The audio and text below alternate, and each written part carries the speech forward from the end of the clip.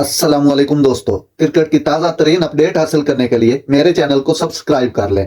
ICC one day world cup 2023 में पहला upset हो गया। अफगानिस्तान ने दिफाई चैंपियन इंग्लैंड को एक तरफा मुकाबले में 69 रन से शिकस्त दे दी। अफगानिस्तान के खिलाफ इंग्लैंड की बैटिंग लाइन बुरी तरह नाकाम हुई। 285 रन के हदफ के ताकुब में 215 रन बनाकर आउट हो गई। हैरी ब्रोक 66 रन के साथ नुमाया रहे। ये अफगानिस्तान की वर्ल्ड कप की तारीख में दूसरी कामयाबी है। इससे कबल अफगानिस्तान ने 17 वर्ल्ड कप मैचेस खेले, जिसमें 16 में शिकस्त और सिर्फ एक मैच में कामयाबी हासिल की थी।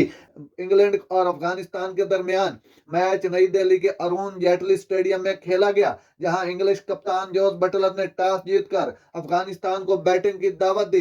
पहली बैटिंग करते हुए अफगानिस्तान की टीम आखिरी ओवर में 284 रन बनाकर आउट हो गई। गुरबाज 80 और इकराम 58 रन बनाकर नुमाया रहे। नाज़रीन, ऐसी अच्छी अच्छी बार बार खबरें सुनने के लिए मेरे चैनल को सब्सक्राइब कर ले। अल्लाह हाफिज।